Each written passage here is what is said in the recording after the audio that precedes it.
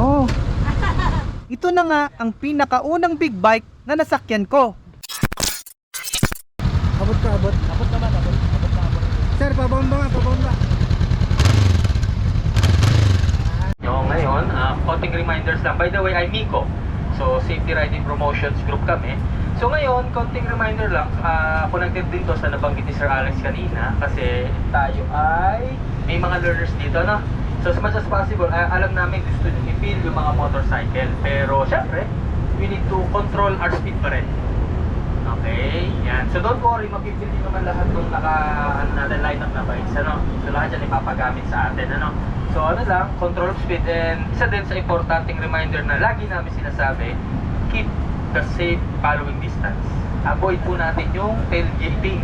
Ang tawag nga namin doon, tailgating. Kasi napakadelikado ng pagtutok talaga eh. So let's assume na yung vehicle or yung motorcycle sa harapan mo, any point in time pwede mag-stop yan. So dapat lagi ka merong enough space and enough time para mag-react din. So ano lang naman, very basic pero helpful to para sa atin kasi as much as possible, maiwasan talaga natin yung any road crash or accident. So yun lang naman, and then kung may mga concerns, questions kayo or clarification, anytime pwede nyo po kami itap. Okay?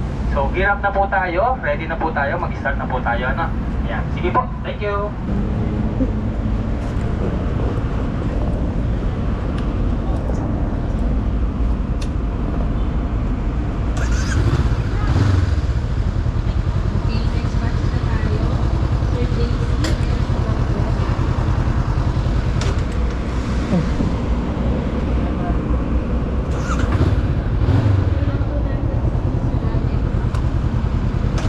Ano naman tayo sa... Ganito dapat? Paano? Hindi na. Yung clutch? Dahil namamatay yung ano niya. Ano? Lanong gas! Yan. Ano po gear nito? One down. One down? 5 up. Yan nga po eh. Naka-side stand. Oh, Yeah. sir, dahan-dahan lang ha. Dahan-dahan lang.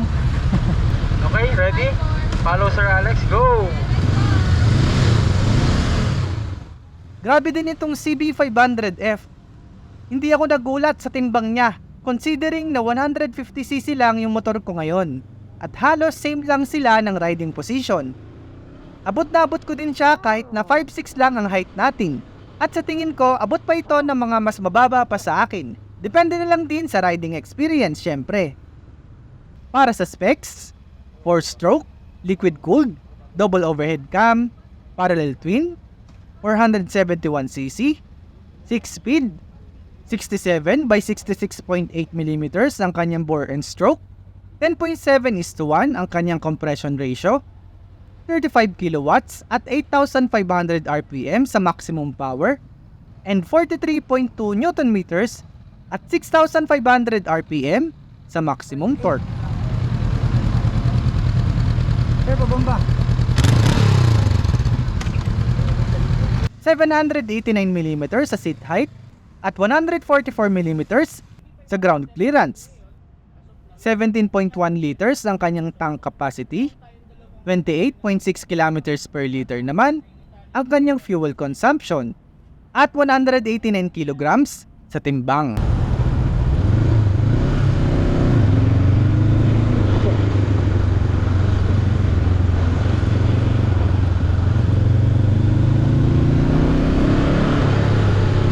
Equipped na rin siya with dual channel ABS, pati na rin ng upside down fork.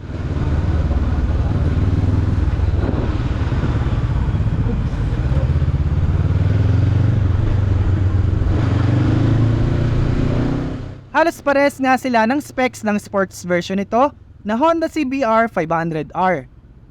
Ang pinagkaiba lang nila ay ang kanilang mga dimensions. Mas mahaba at mas mataas itong CB500F, ganun din sa wheelbase and sa ground clearance.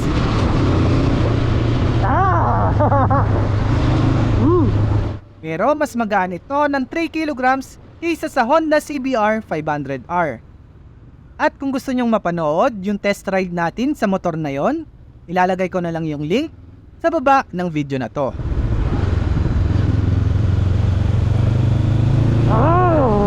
Ito yung pinakaunang big bike na na-drive natin kaya sobrang memorable. Napakagaan dalhin at i-drive. Bumabangke na lodi mo. Kaya kung sa future, kung may top 5 ako, hindi ito mawawala sa listahan ko.